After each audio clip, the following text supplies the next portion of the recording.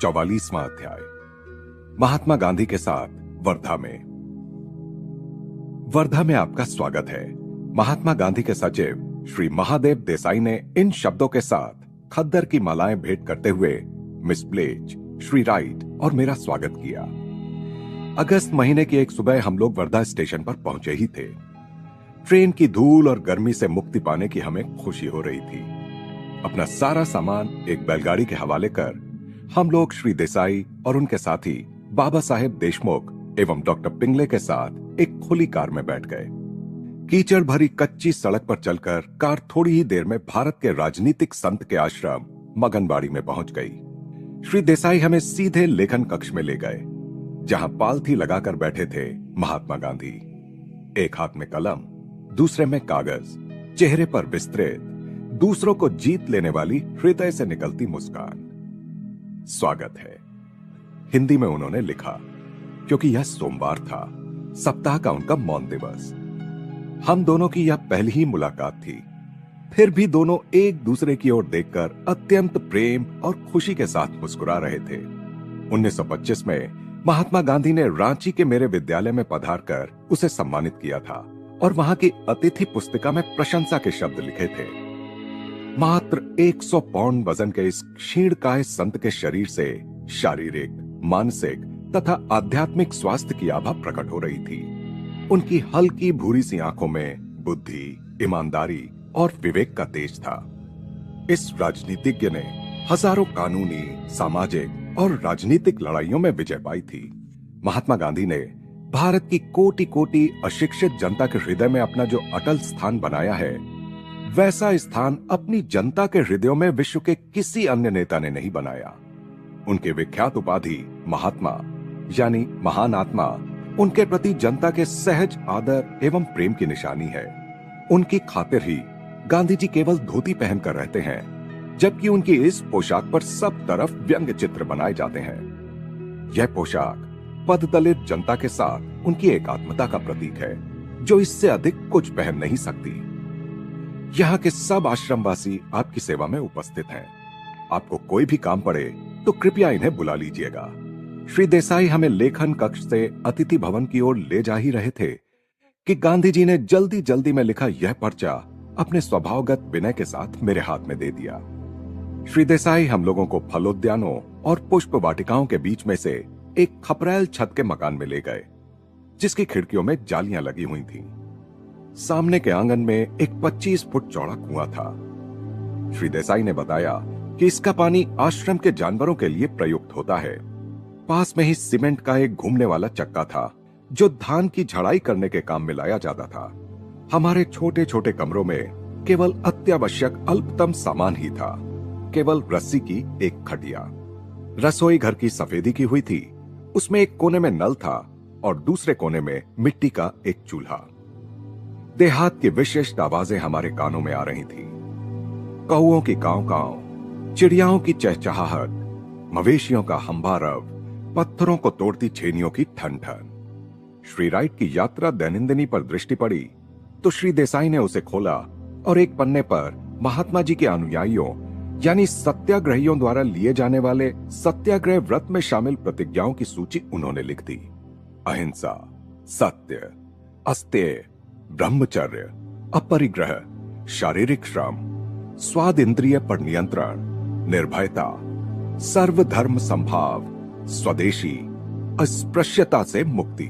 इन 11 प्रतिज्ञाओं का विनम्रता के साथ पालन किया जाना चाहिए। दूसरे दिन गांधी जी ने स्वयं इस पन्ने पर अपने हस्ताक्षर किए और तारीख भी डाल दी, 27 अगस्त 1935। हमारे आगमन के 2 घंटे बाद हम लोगों को भोजन के लिए बुलाया गया।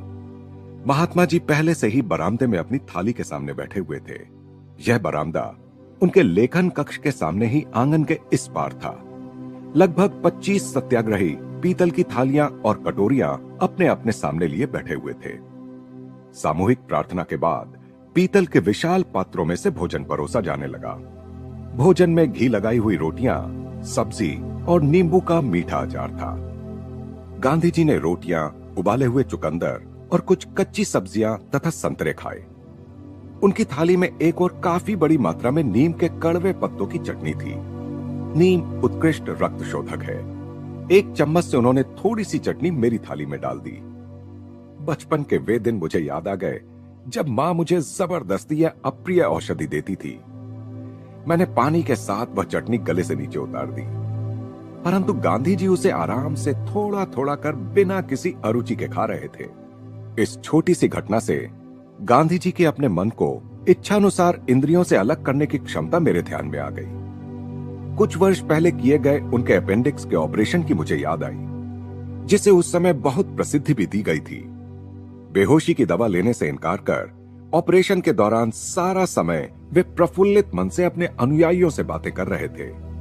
उनके चेहरे पर शांत मुस्कान यह साफ बता रही थी कि उन्हें दर्द का कोई एहसास नहीं हो रहा था। दोपहर में मुझे गांधी जी की विख्यात शिष्या मीराबेन से बातचीत करने का अवसर मिला। मीराबेन एक अंग्रेज नौसेना प्रमुख यानी एडमिरल की पुत्री हैं, जिनका नाम आश्रम में आने से पहले मिस मेडलिन स्लेट था। अपने दैनिक कार्यक्रम का विशुद्ध हिंदी में विवरण सुनाते हुए मजबूत सा लगता उनका शांत चेहरा उत्साह से खिल उठा। ग्रामोद्धार का कार्य बड़ा संतोषप्रद है। प्रतिदिन सुबह 5 बजे हम लोगों का एक दल आसपास के ग्रामीणों की सेवा करने तथा उन्हें स्वास्थ्य एवं साफ सफाई संबंधी साधारण बातों की जानकारी देने जाता है। हम लोग उनकी घास फूस की झोपड़ियों एवं शौचालयों की सफाई करने का विशेष ध्यान रखते हैं। ग्रामीण जन अशिक्षित हैं। उदाहरण के बिना उन्हें शिक्षित नहीं किया जा सकता। वे प्रसन्नता के साथ हंस पड़ी। उच्च कुल की इस अंग्रेज महिला को मैं आदर भरी दृष्टि से देख रहा था, जो सच्ची ईसाई विनम्रता हृदय में धारण किए मल सफाई तक का काम कर रही थी, जिसे साधारणतः केवल अस्पृश्य लोग ही करते हैं। उन्होंने मुझे बताया, मैं 1925 में भारत आई। इस देश में आकर मुझे ऐसा लगता है कि मैं अपने घर वापस आ गई हूं। अब मैं अपने पुराने जीवन और पुराने तौर तरीकों में कभी लौटना नहीं चाहूंगी। फिर थोड़ी देर हमने अमेरिका के बारे में चर्चा की। उन्होंने कहा, भारत आने वाले अनेक अमेरिकी लोगों की आध्यात्मिक विषयों में गहरी रुचि देखकर मुझे सदा ही आनंद और आश्चर्य होता है। मीराबेन के हाथ शीघ्र ही चरखा चलाने में व्यस्त हो गए। महात्मा जी के प्रयत्नों के फलस्वरूप चरखा अब भारत के ग्रामीण इलाकों में सर्वव्यापी हो गया है। कुटीर उद्योगों के पुनरुज्जीवन को प्रोत्साहित करने के लिए गांधी जी के पास ठोस अर्थशास्त्रीय और सांस्कृतिक कारण है। तथापि वे सभी आधुनिक प्रगति से कट्टरता के साथ दूर रहने की सलाह भी नहीं देते। उनके अपने राष्ट्रव्यापी व्यस्त जीवन में मशीनों, रेलगाड़ियों, मोटर गाड़ियों तथा टेलीग्राफ ने महत्वपूर्ण भूमिका निभाई है। 50 वर्ष की जनसेवा, जेल के अंदर बाहर आना जाना, राजनीतिक जगत की छोटी से छोटी बातों एवं उसकी कठोर वास्तविकताओं के साथ दिन प्रतिदिन संघर्ष, इन सभी बातों द्वारा उनके जीवन में और अधिक संतुलन आया है। उनकी उदार मनस्कता में, उनकी स्वस्थ चित्तता में और भी अधिक वृद्धि हुई है तथा उन्हें इस विलक्षण मानवीय तमाशे का विनोदपूर्ण कौतिक बुद्धि के साथ अवलोकन करना सिखाया है। शाम 6 बजे बाबा साहेब देशमुख के यहाँ उनके निमंत्रण पर हम तीनों ने भोजन का आनंद लिया। 7 बजे की प्रार्थना के समय हम लोग आश्रम लौट आए और छत पर पहुंचे, जहां 30 सत्याग्रही गांधी जी के सामने अर्धवृत्ताकार बैठे थे। गांधी जी एक चटाई पर बैठे थे। एक पुरानी जेब घड़ी उनके सामने खड़ी करके रखी हुई थी। अस्त होते सूर्य की अंतिम किरणें ताड़ और बरगद के वृक्षों पर पड़ रही थी। रात के अंधेरे की और झिंगुरों की गुनगुनाहट शुरू हो गई थी। वातावरण शांत गंभीर था। मैं मंत्रमुग्ध हो गया। श्री देसाई एक भजन गाने लगे और बाकी लोग उनका साथ देने लगे। इसके बाद गीता पाठ हुआ। गांधी जी ने समापन प्रार्थना करने के लिए मुझे संकेत किया। वहां भाव और अभिलाषा का कैसा दिव्य संयोग था। यह एक अविस्मरणीय स्मृति बनकर रह गई। वर्धा में छत पर तारों के नीचे ध्यान। समय की पाबंदी का पालन करते हुए ठीक 8 बजे गांधी जी ने अपना मौन भंग किया। उनके लिए अपने जीवन के वृहद कार्यों के कारण अपने समय को सूक्ष्मता से विभाजित कर विविध कार्यों में बांटना आवश्यक है। स्वागत स्वामी जी। इस बार महात्मा जी का अभिवादन कागज के माध्यम से नहीं था। हम छत से उतरकर उनके लेखन कक्ष में पहुंचे ही थे। लेखन कक्ष में कोई फर्नीचर नहीं था। वहां केवल बैठने की आसन नुमा छोटी छोटी चौकोर चटाइयां थीं। जमीन पर बैठकर लिखने के काम आ सके इतनी ऊंचाई की एक डेस्क, कागज और कुछ साधारण कलमें, फाउंटेन पेन नहीं थी। एक कोने में मामूली सी एक घड़ी टिक टिक किए जा रही थी। उस कमरे में शांति और भक्ति का वातावरण था। गांधी जी अपनी मोहक, लगभग दंत विहीन मुस्कान बिखेर रहे थे।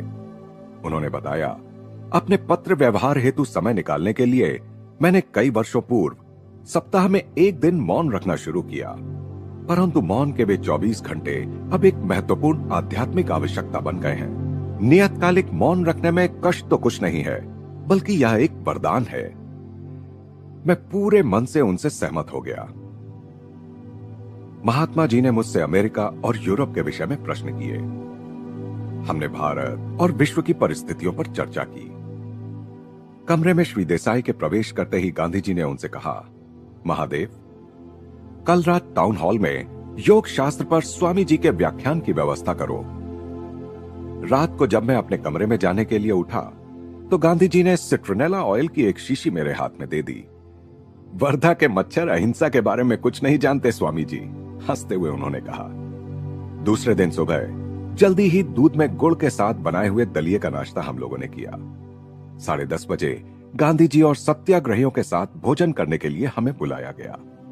आज भोजन में हाथ से कूटे हुए चावल का भात, सब्जी और इलायची के दाने थे।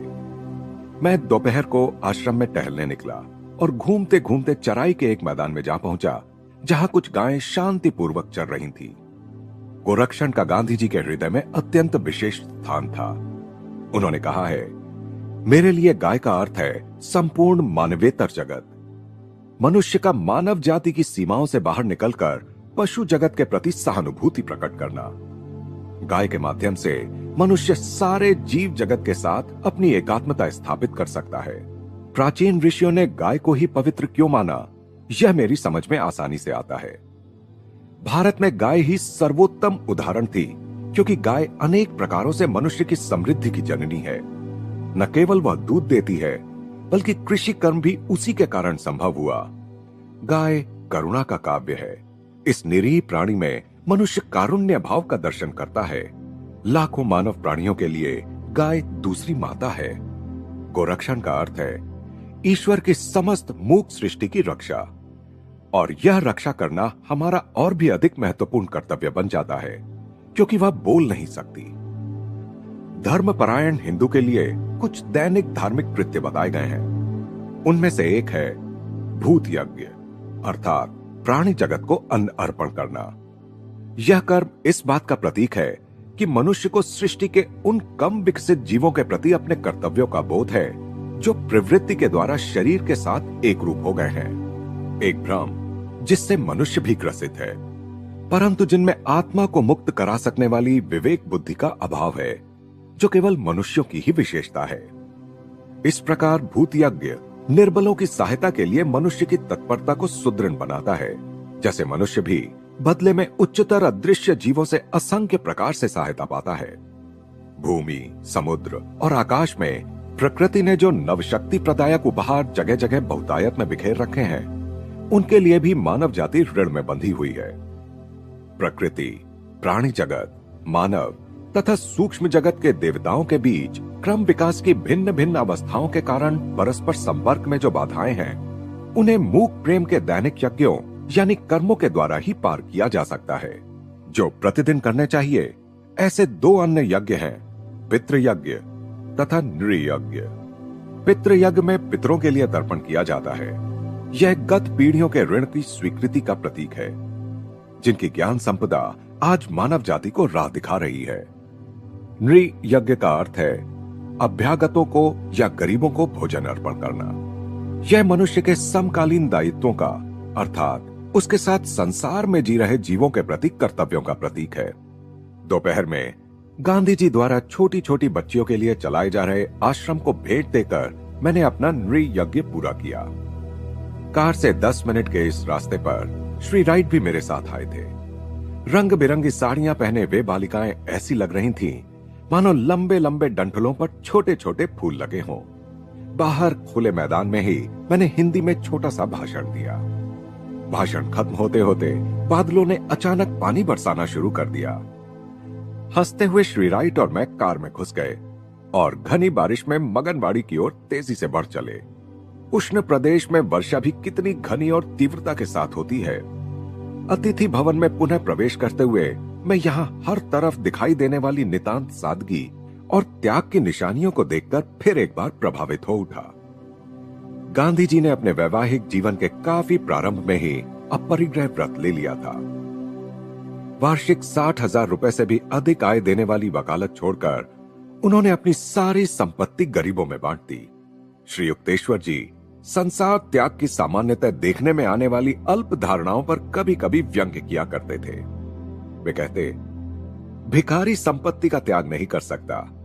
यदि कोई मनुष्य विलाप करता है कि मेरा धंधा डूब गया, पत्नी मुझे छोड़कर चली गई, अब मैं संसार त्याग कर आश्रम में चला जाता हूं, तो किस संसार त्याग की वह बात कर रहा है? उसने किसी संपत्ति या प्रेम का त्याग नहीं किया, संपत्ति और प्रेम ने उसका त्याग कर दिया। दूसरी ओर गांधी जी जैसे संतों ने केवल भौतिक संपत्तियों का ही प्रत्यक्ष त्याग नहीं किया, बल्कि उससे भी कठिन निजी लक्ष्य प्राप्ति और स्वार्थी उद्देश्यों का भी त्याग कर दिया और अपने अस्तित्व के गहनतम हिस्सों को भी सारी मानव जाति को एक ही धारा मानकर उसमें विलीन कर दिया। महात्मा जी की असाधारण धर्मपत्नी कस्तूरबा ने कोई आपत्ति प्रकट नहीं की कि उन्होंने उनके लिए या उनके बच्चों के लिए कुछ बचाकर नहीं रखा। गांधी जी का विवाह किशोरावस्था में ही हो गया था। 4 पुत्रों को जन्म देने के बाद उन्होंने और उनकी धर्मपत्नी ने ब्रह्मचर्य का व्रत ले लिया। उनके सहजीवन के प्रखर नाटक की शांत नायिका के रूप में कस्तूरबा अपने पति के साथ कारावास भी गईं। 3-3 सप्ताहों के अनशनों में पति के साथ स्वयं भी उपवास करती रहीं और पति की अनंत जिम्मेदारियों में अपने हिस्से की जिम्मेदारियां संभालती रहीं। गांधी जी के प्रति उन्होंने अपनी श्रद्धा इन शब्दों में व्यक्त की है, मैं आपकी आभारी हूं कि आपकी जीवन संगनी एवं सहधर्मिणी बनने का सौभाग्य मुझे प्राप्त हुआ। मैं आपकी आभारी हूं संसार में सर्वश्रेष्ठ विवाह बंधन के लिए, जो विषय भोग पर नहीं बल्कि ब्रह्मचर्य पर आधारित है। मैं आपकी आभारी हूं कि आप उन पतियों में से एक नहीं बने जो जुआ, घुड़दौड़, सुरा, सुंदरी और गाने बजाने में अपना समय नष्ट कर देते हैं और अपनी पत्नी एवं बच्चों से इस प्रकार ऊब जाते हैं जैसे कोई बच्चा अपने खिलौनों से जल्दी ही ऊब जाता है। मैं अत्यंत कृतज्ञ हूं कि आप वैसे पतियों में नहीं हैं जो दूसरों के परिश्रम के बल पर उनका शोषण कर धनवान बनने में अपना समय लगा देते हैं। मैं नितांत कृतज्ञ हूं कि आपने रिश्वत से अधिक महत्व ईश्वर और देश को दिया, कि अपनी धारणाओं के अनुसार अपना जीवन जीने का साहस आप में था, कि ईश्वर में आपका पूर्ण विश्वास था। असीम कृतज्ञ हूं मैं ऐसे पति को पाकर जिसने ईश्वर और अपने देश को मुझसे अधिक महत्व दिया। मेरे और मेरी युवावस्था की त्रुटियों के प्रति आपने जब समृद्धि का जीवन त्याग कर अपरिग्रह के जीवन को अपनाया, तब मैंने आपका जो विरोध किया और विद्रोह पर उतर आई, उस सब के प्रति आपने जो सहनशीलता का रुख अपनाया, उसके लिए मैं आपकी आभारी हूं। बचपन में मैं आपके माता पिता के घर में रही। आपकी मां बहुत अच्छी और महान महिला थी। उन्होंने मुझे बहादुर और साहसी पत्नी बनना सिखाया और यह भी सिखाया कि मैं उनके पुत्र अर्थात अपने भावी पति के प्रेम और आदर की पात्र कैसे बन सकती हूं। जब वर्ष पर वर्ष बीतते गए और अब भारत के सबसे प्रिय नेता बन गए, तब सफलता की सीढ़ी चढ़ने वाले पुरुष की पत्नी के मन में उठने वाला वह भय मेरे मन में कभी नहीं उठा कि मैं एक ओर फेंक दी जाऊंगी, जैसा कि अन्य देशों में प्रायः होता है। मैं जानती थी कि जब मृत्यु आएगी तब भी हम पति पत्नी ही होंगे। अनेक वर्षों तक कस्तूरबा उन जन निधियों के कोषपाल का काम करती थीं, जिन्हें महात्मा जी ने लाखों में जमा किया था। भारत के घरों में बड़ी मजेदार कहानियां बताई जाती हैं कि गांधी जी की सभाओं में महिलाओं के आभूषण पहनकर जाने को लेकर पति लोग बहुत चिंतित रहते हैं, क्योंकि दलितों की वकालत करने वाली गांधी जी की जादुई वाड़ी सोने के कंगनों और हीरे के हारों पर अपना जादू चलाकर उन्हें अपने आप हाथों और कंठों से निकालकर दान पात्र में जमा करवा देती है। एक दिन जन निधि कोषपाल कस्तूरबा 4 रुपए के खर्च का हिसाब नहीं दे सकी। गांधी जी ने आय व्यय विवरण प्रकाशित कर दिया, जिसमें उन्होंने अपनी पत्नी की 4 रुपए की विसंगति को निष्ठुरता पूर्वक स्पष्ट दर्शाया। अमेरिका में अपने शिक्षा वर्गों में यह कहानी मैं प्रायः सुनाया करता था। एक दिन हॉल में उपस्थित एक महिला क्रोध से भड़क उठी। महात्मा हो या कोई और, यदि वे मेरे पति होते तो इस तरह के अनावश्यक सार्वजनिक अपमान के लिए ऐसी खबर लेती कि उन्हें छठी का दूध याद आ जाता। थोड़ी देर तक हम दोनों के बीच अमेरिकी पत्नियों और भारतीय पत्नियों के विषय में हास्य विनोद भरा वाक युद्ध चलता रहा। तत्पश्चात मैंने पूरी तरह से बात समझाई। मैंने कहा, कस्तूरबा महात्मा गांधी को अपना पति नहीं बल्कि अपना गुरु मानती हैं, जिसे छोटी सी भूल के लिए भी कड़ी फटकार लगाने का अधिकार होता है। कस्तूरबा को इस तरह सार्वजनिक फटकार लगाने के कुछ समय बाद गांधी जी को एक राजनैतिक आरोप में कारावास की सजा हो गई। जब वे शांत भाव से अपनी पत्नी से विदा ले रहे थे, तब वे उनके पैरों में गिर पड़ी और विनम्रता के साथ हाथ जोड़कर बोली, गुरुदेव, यदि मैंने आपका मन दुखाया है तो मुझे क्षमा कीजिए। उस दिन दोपहर को 3 बजे मैं पूर्व निर्धारित कार्यक्रम के अनुसार उस संत के लेखन कक्ष में उनसे मिलने जा पहुंचा, जिसने अपनी पत्नी को भी अपनी एकनिष्ठ शिष्या बना दिया था। दुर्लभ चमत्कार। गांधी जी ने सिर उठाकर अपनी अविस्मरणीय मुस्कान के साथ मेरी ओर देखा। चटाई पर उनके पास बैठते हुए मैंने पूछा, महात्मा जी, क्या आप अहिंसा की अपनी व्याख्या बताने की कृपा करेंगे? विचार या कर्म से किसी जीव को किसी प्रकार की हानि ना पहुंचाना। सुंदर आदर्श। परंतु संसार तो सदा ही पूछेगा, किसी बच्चे को या स्वयं अपने को बचाने के लिए क्या सांप को नहीं मारना चाहिए? सांप को मारने के लिए मुझे अपनी 2 प्रतिज्ञाएं भंग करनी पड़ेंगी, निर्भयता और अहिंसा।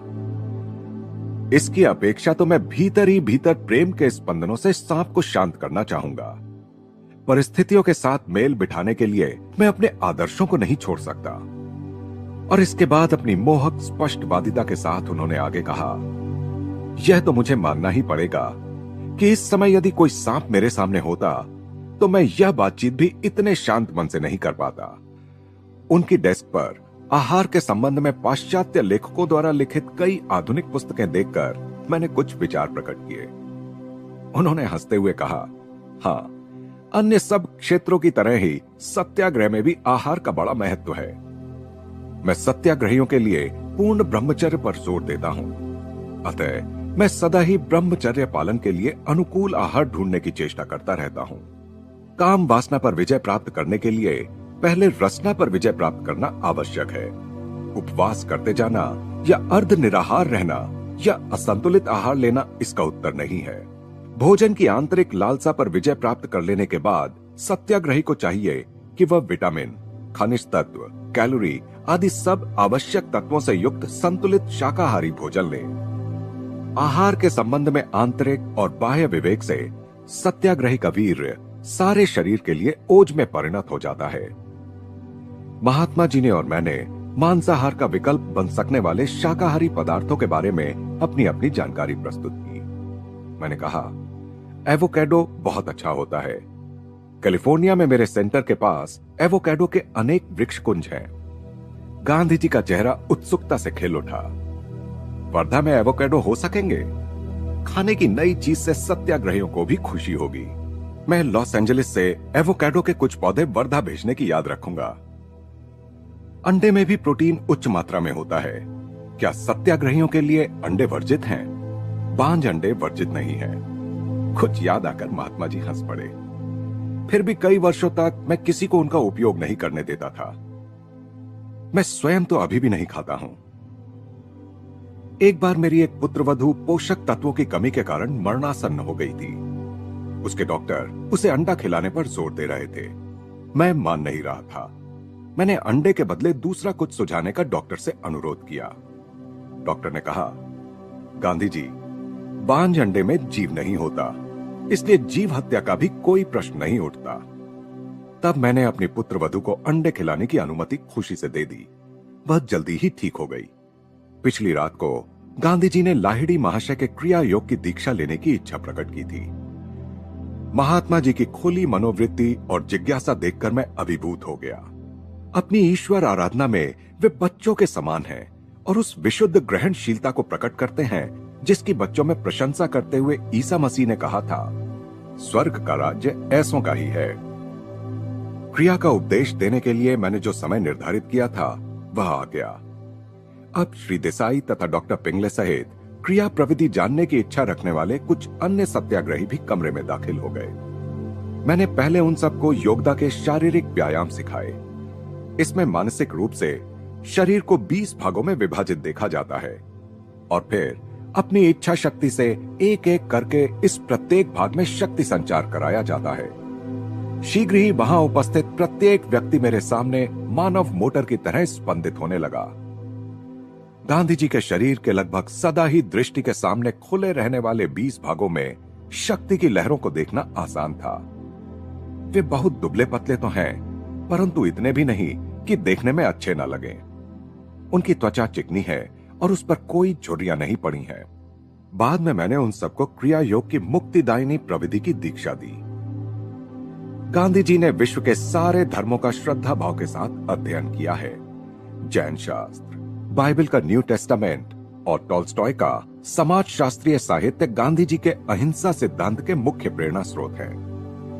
उन्होंने अपने विश्वास के बारे में इस प्रकार लिखा है, मैं बाइबल, कुरान और ज़ेन अवस्था को वेदों के समान ही ईश्वर प्रेरित मानता हूं। मैं एक गुरु परंपरा में विश्वास करता हूं, परंतु इस युग में लाखों लोगों को गुरु के बिना ही काम चलाना पड़ेगा, क्योंकि किसी एक व्यक्ति में परिपूर्ण पवित्रता और परिपूर्ण ज्ञान का संयोग मिलना दुर्लभ है। परंतु मनुष्य को यह सोचकर निराश होने की आवश्यकता नहीं कि वह अपने धर्म के सत्य को कभी जान नहीं पाएगा, क्योंकि हिंदू धर्म के और सभी महान धर्मों के मूल सिद्धांत अपरिवर्तनीय और सहज समझने योग्य हैं। प्रत्येक हिंदू की भांति मैं भी ईश्वर और उसके एकत्व में, पुनर्जन्म और मुक्ति में विश्वास करता हूं। अपनी पत्नी के प्रति अपनी भावना के समान ही हिंदुत्व के प्रति अपनी भावना का भी मैं वर्णन नहीं कर सकता। मेरे मन को जिस तरह से मेरी पत्नी प्रभावित कर सकती है, उस तरह संसार की अन्य कोई नारी कभी नहीं कर सकती। ऐसा नहीं है कि उसमें कोई दोष नहीं है, बल्कि मैं तो यह भी कहूंगा कि मैं उसमें जितने दोष देख पाता हूं, उससे भी कहीं अधिक दोष उसमें होंगे, परंतु उसके प्रति एक अटूट बंधन का भाव मेरे मन में है। हिंदुत्व के प्रति और हिंदुत्व के बारे में भी ऐसा ही भाव मेरे मन में है। उसमें चाहे कितने ही दोष हों और कितनी ही त्रुटियां हों। गीता पाठ के या तुलसी रामायण के संगीत जैसा आनंद मुझे और किसी भी बात में नहीं मिलता। जब जब मुझे ऐसा लगा कि मैं अपनी अंतिम श्वास ले रहा हूं, तब गीता ही मेरा आधार थी। हिंदू धर्म अनन्य मार्गी धर्म नहीं है। इसमें संसार के सभी प्रेरित पैगंबरों और संत महात्माओं की पूजा के लिए जगह है। सामान्य अर्थ में यह मिशनरी धर्म नहीं है। बेशक इसने अनेकानेक जनजाति, वंश, कुल अपने में समा लिए हैं, परंतु यह समाने की प्रक्रिया क्रम विकास की प्रक्रिया के अंतर्गत अनजाने में संपन्न हुई। हिंदू धर्म शिक्षा देता है कि प्रत्येक मनुष्य को अपने पद या अपने धर्म के अनुसार ईश्वर की आराधना करनी चाहिए, और इसलिए किसी धर्म के साथ उसका कोई विरोध नहीं है। ईसा मसीह के बारे में गांधी जी ने लिखा है, मुझे दृढ़ विश्वास है कि यदि आज वे इस संसार में लोगों के बीच जी रहे होते, तो उन अनेक लोगों के जीवन को अपने आशीर्वाद से धन्य करते जिन्होंने शायद उनका नाम भी कभी सुना ना हो। जैसा कि लिखा ही गया है, वह प्रत्येक मनुष्य नहीं जो मुझे प्रभु प्रभु कहता है, परंतु वह जो मेरे परम पिता की इच्छा का पालन करता है। स्वयं अपने जीवन के दृष्टांत से ईसा ने मानव जाति को वह उच्च उद्देश्य और एकमात्र लक्ष्य दिखाया है जिसे प्राप्त करने का हम सबको प्रयास करना चाहिए। मेरा यह विश्वास है कि वे केवल ईसाइयों के नहीं, बल्कि पूरे संसार के, सब देशों के और सब जातियों के हैं। वर्धा में हमारे अंतिम दिन की शाम को श्री देसाई द्वारा टाउन हॉल में आयोजित सभा में मैंने व्याख्यान दिया। योग पर व्याख्यान सुनने के लिए आए लगभग 400 लोगों से हॉल खचाखच भर गया। यहां तक कि लोगों को खिड़कियों में भी बैठना पड़ा। मैं पहले हिंदी में बोला, फिर अंग्रेजी में। हम लोग व्याख्यान समाप्त कर आश्रम में लौट आए और अपने कमरों की तरफ जा रहे थे, तो देखा कि गांधी जी शांति में और अपने पत्र व्यवहार में मग्न बैठे हैं। सुबह 5 बजे जब मैं उठा, तो अभी रात का अंधेरा छाया हुआ था। ग्रामीण जीवन में धीरे धीरे जागृति आ रही थी। सबसे पहले आश्रम के प्रवेश द्वार के सामने से एक बैलगाड़ी गई, फिर एक किसान सिर पर भारी बोझ संभालते हुए गुजरा। सुबह के नाश्ते के बाद गांधी जी से विदा लेने और उन्हें प्रणाम करने के लिए हम तीनों उनके पास गए। महात्मा जी अपनी प्रातःकालीन प्रार्थना के लिए सुबह 4 बजे ही उठ जाते हैं। महात्मा जी, अब हम चलते हैं। मैंने उनके चरणों का स्पर्श किया। आपके हाथ में भारत सुरक्षित है। वर्धा में वह सुखद समय बिताए बरसों बीत गए हैं। जल, थल, आकाश में युद्धरत विश्व में अंधकार छा गया है। महान नेताओं में अकेले गांधी जी ने ही सशस्त्र शक्ति के स्थान पर व्यावहारिक अहिंसा का विकल्प प्रस्तुत किया है। शिकायतों को और अन्यायों को दूर करने के लिए महात्मा जी ने अहिंसा के उपायों का अवलंबन किया है और बार बार उन उपायों ने अपनी प्रभावकारिता सिद्ध की है। गांधी जी अपने सिद्धांत को इन शब्दों में प्रकट करते हैं। मैंने देखा है कि विध्वंस और विनाश के बीच भी जीवन चलता रहता है, इसलिए विनाश से भी बड़ा कोई नियम अवश्य है। केवल उसी नियम के अंतर्गत किसी सुव्यवस्थित समाज का अस्तित्व संभव हो सकता है और जीवन जीने योग्य बन सकता है। यदि वही जीवन का नियम है तो हमें दैनिक जीवन में उसका पालन करना चाहिए। जहां भी युद्ध हो, जहां भी किसी विरोधी से हमारा सामना हो, हमें प्रेम से ही विजय प्राप्त करनी चाहिए।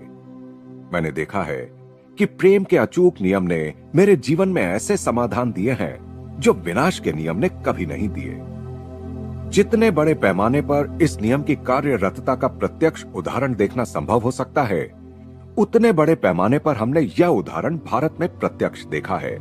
मैं यह नहीं कह रहा हूं कि भारत के 36 करोड़ लोगों के मन में अहिंसा ने घर बना लिया है, परंतु मैं यह दावा अवश्य करता हूं कि अत्यंत अल्प समय में यह अन्य किसी भी सिद्धांत की अपेक्षा कहीं अधिक गहराई तक उतर गई है।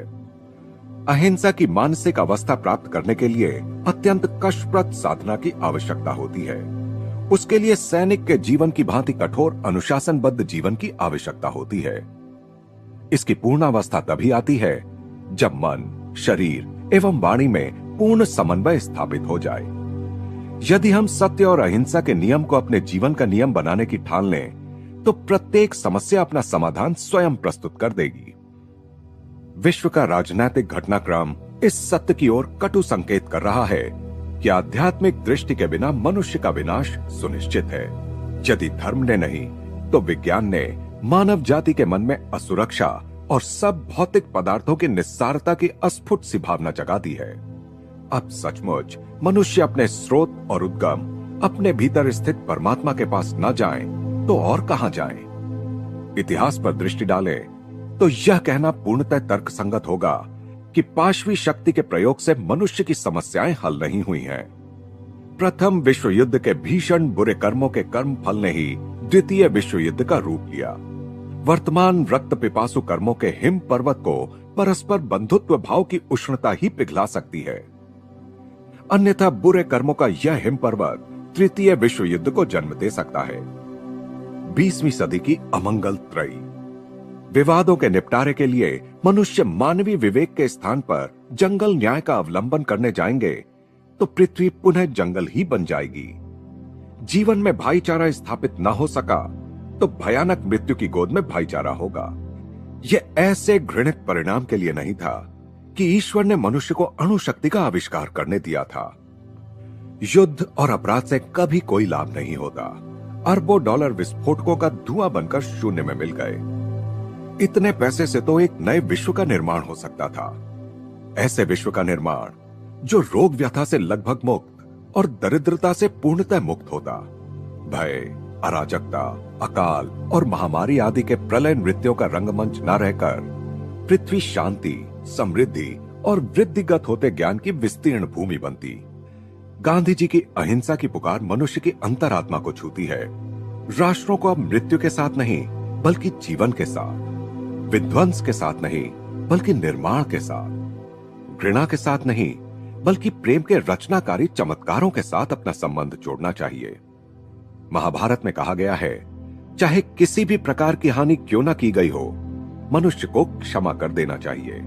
कहा गया है कि मनुष्य की क्षमाशीलता के कारण ही मानव जाति का अस्तित्व निरंतर बना हुआ है। क्षमा पवित्रता है।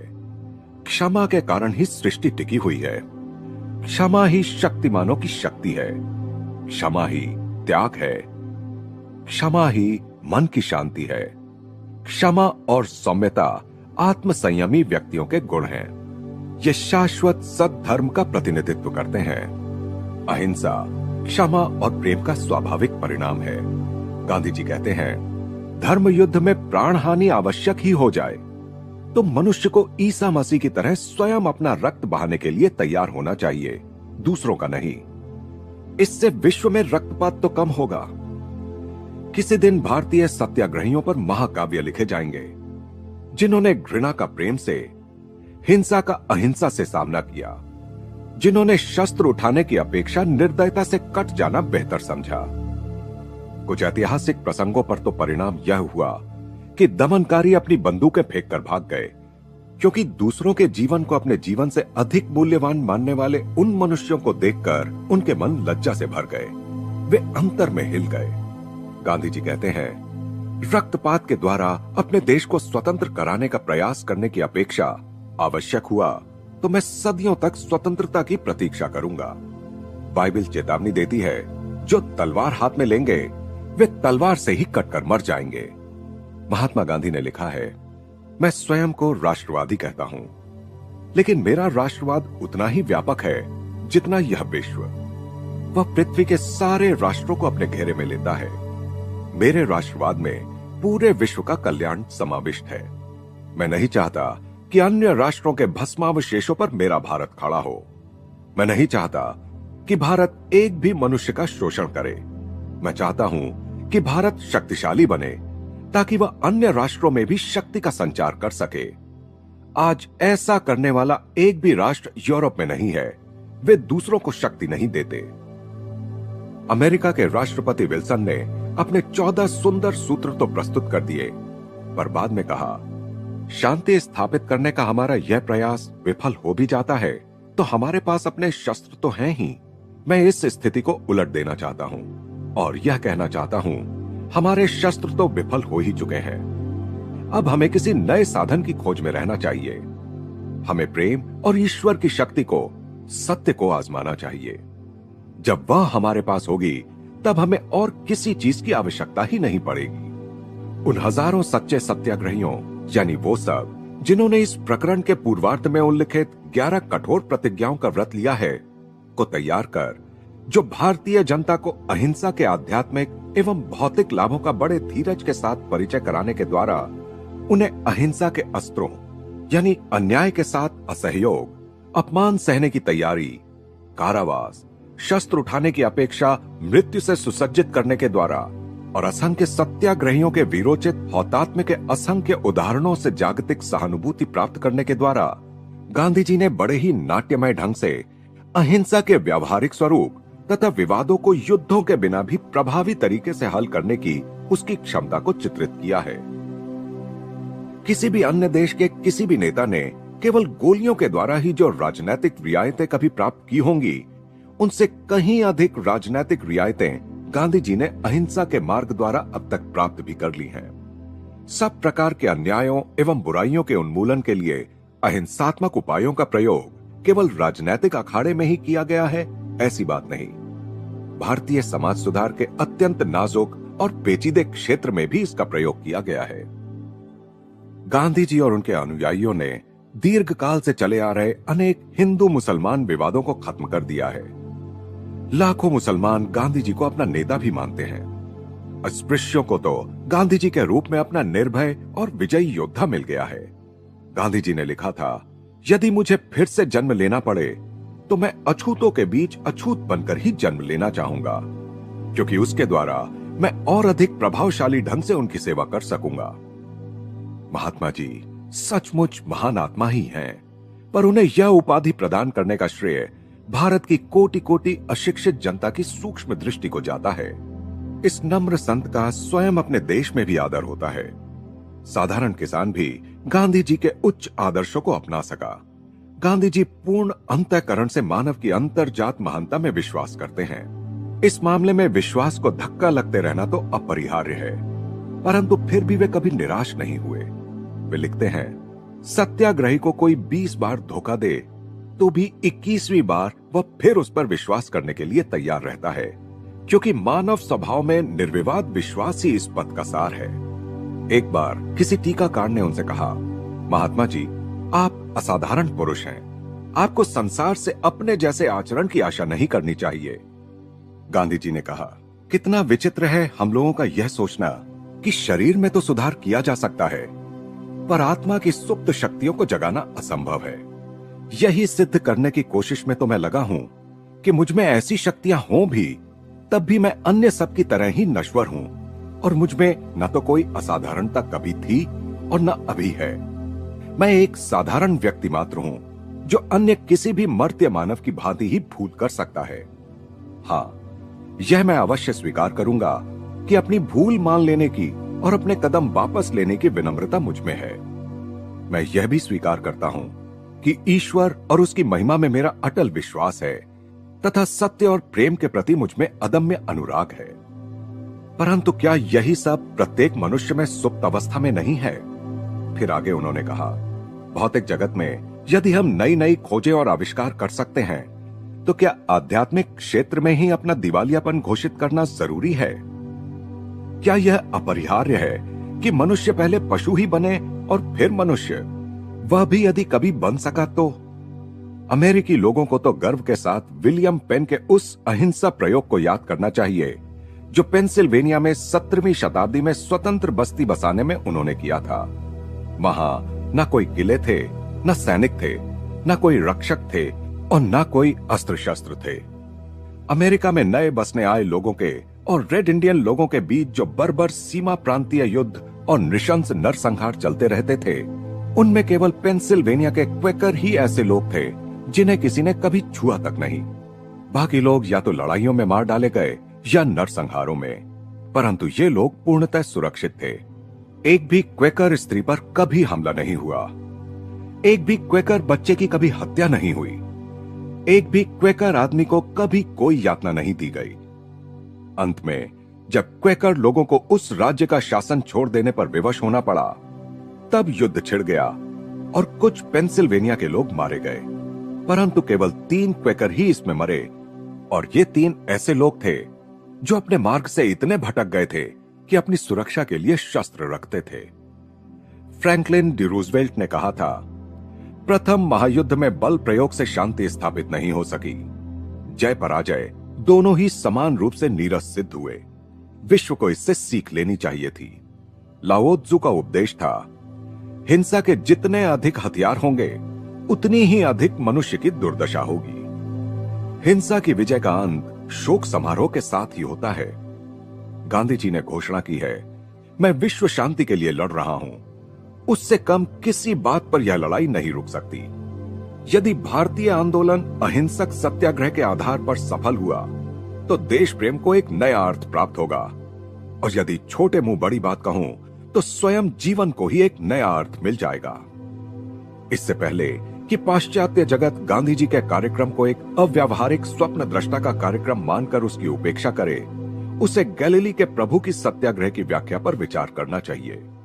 तुमने सुना है कि यह कहा जाता है कि आंख के बदले आंख और दांत के बदले दांत, पर मैं तुमसे कहता हूं कि तुम दुष्टता का दुष्टता से प्रतिकार मत करो, बल्कि कोई तुम्हारे दाहिने गाल पर तमाचा मारे तो तुम अपना दूसरा गाल भी उसके सामने कर दो।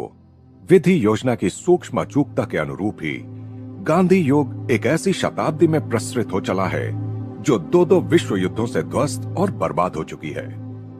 गांधी जी के जीवन की प्रस्तर प्राचीर पर दिव्य लिखावट साफ झलक रही है, जो भाइयों के बीच फिर रक्तपात के विरुद्ध चेतावनी दे रही है।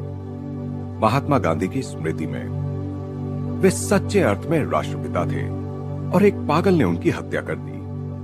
कोटि कोटि नर नारी शोक में डूबे हैं क्योंकि दीपक बुझ गया है। इस देश में जो दीपक जगमगा रहा था वह कोई साधारण दीपक नहीं था। 1000 वर्षों तक उस दीपक का प्रकाश इस देश में दिखता रहेगा और सारा संसार उसे देखेगा। ये शब्द भारत के प्रधानमंत्री जवाहरलाल नेहरू ने 30 जनवरी 1948 को नई दिल्ली में महात्मा गांधी की हत्या हो जाने के थोड़ी ही देर बाद कहे थे। 5 ही महीने पहले भारत ने शांतिपूर्ण रीति से अपनी स्वतंत्रता प्राप्त कर ली थी। 78 वर्षीय गांधी जी का कार्य पूरा हो गया था। उन्हें अपना अंत निकट होने का आभास हो गया था। उस दुखद घटना के दिन प्रातः ही उन्होंने अपनी पोती से कहा था, आभा, सारे महत्वपूर्ण कागजों को आज मेरे पास ले आओ। मुझे आज ही उन सब का उत्तर देना पड़ेगा, कल शायद कभी ना आए। अपने लेखों में अनेक स्थानों पर गांधी जी ने अपनी अंतिम नियति के संकेत दे दिए थे। उपवास से क्षीण हुई काया में 3 गोलियां उतार दी गई थीं। धीरे धीरे भूमि पर ढहते हुए महात्मा जी ने हाथ ऊपर की ओर उठाए और अपनी ओर से क्षमा प्रदान कर दी। अपने जीवन के सभी क्षेत्रों में वे भोले कलाकार तो थे ही, मृत्यु के क्षणों में वे महानतम कलाकार बन गए। उनके निस्वार्थी जीवन के सारे त्यागों ने ही प्रेम की वह अंतिम अभिव्यक्ति संभव बना दी। गांधी जी को अपनी श्रद्धांजलि अर्पित करते हुए एल्बर्ट आइंस्टाइन ने लिखा, आने वाली पीढ़ियां शायद ही इस बात पर विश्वास कर पाएंगी कि इनके समान कोई पुरुष कभी इस धरती पर रक्त मांस के शरीर में चलता था। रोम में वेटिकन से अपने संदेश में पोप ने कहा, महात्मा गांधी की हत्या के कारण यहां भारी शोक छा गया है। हम गांधी को ईसाई मूल्यों का देवदूत मानते हैं। किसी विशिष्ट सत्कार्य को संपन्न करने के लिए इस पृथ्वी पर अवतरित होने वाले सभी महापुरुषों के जीवन के साथ कोई ना कोई सांकेतिक अर्थ जुड़ा रहता है। भारतीय एकता की खातिर नाट्यमय रीति से हुई गांधी जी की मृत्यु ने प्रत्येक महाद्वीप में आपसी फूट और कलहों से विदीर्ण हुए संसार को उनका संदेश और भी अधिक स्पष्ट कर सुनाया है। उन्होंने एक भविष्यवाणी के रूप में वह संदेश दिया है, मनुष्यों के बीच अहिंसा का पदार्पण हो गया है और अब यह यही रहेगी। यह विश्व शांति की अग्रदूत है। पुस्तक में इस अध्याय में महात्मा गांधी की हिंदी लिखावट दी गई है। महात्मा गांधी योगदा सत्संग ब्रह्मचर्य विद्यालय आए थे। अतिथि पुस्तिका में उन्होंने लिखा है, इस संस्था की मैं सर्व प्रकार से उन्नति चाहता हूं। इस संस्था का मेरे मन पर अच्छा असर पड़ा है। चरखे की प्रवृत्ति में मैं ज्यादा ज्ञान और अभ्यास की आशा रखता हूं। 17 सितंबर 1925, हस्ताक्षर मोहनदास गांधी।